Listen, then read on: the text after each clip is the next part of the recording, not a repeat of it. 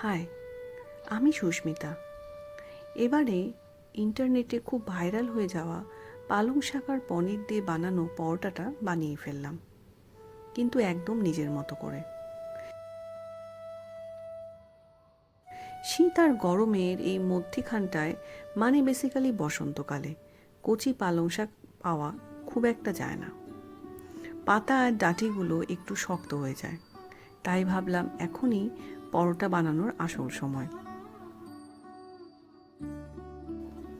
শাকগুলো প্রথমে গরম জলে 2 মিনিট মতো ফুটিয়ে সঙ্গে সঙ্গে ঠান্ডা জলে চুবিয়ে নেব, যাতে করে শাকের সুন্দর সবুজ রঙটা নষ্ট না হয়ে যায়।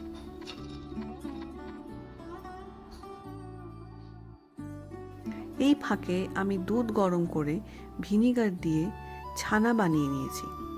কোনো বাজার থেকে আনা পনির ইউজ করিনি, বাড়ির সিম্পল ছানা।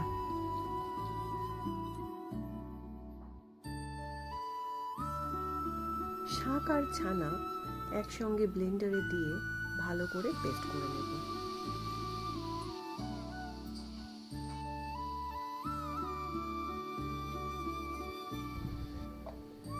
আমি নিয়েছি এখানে 2 কাপ আটা, আর তার মধ্যে একে একে দিয়ে দেব পালং শাকের পিউরি, পেঁয়াজ, আদা কুচি, নুন, চিনি আর সাদা তেল, সব কয়টি পরিমাণ মতো। মাখার সময় আমার এখানে জল লাগেনি, বাট তোমাদের লাগলে অল্প করে ইউজ করতে পারো। এবারে এই সব কিছু সুন্দর করে মেখে নেব। আমার কাছে স্ট্যান্ড মিক্সার আছে, তাই আমি এটাতেই মেখে নিয়েছি। হাতে মাখার দরকার পড়েনি। মাখা হয়ে গেলে 10 মিনিটের জন্য রেস্ট দিয়ে নেব। ছোট্ট ছোট্ট করে রুটির আকারে লেচি কেটে নিয়ে বেলে নেব।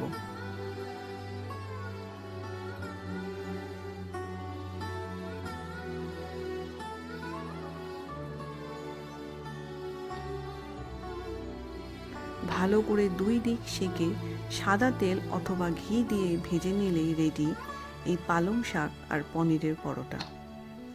এটা আমি সার্ভ করেছি বিটরুট মানে বিটের রায়তা দিয়ে। রেসিপি জানতে চাইলে কমেন্ট বক্সে জানিও। ভালো লাগলে লাইক আর ফলো করতে ভুলো না।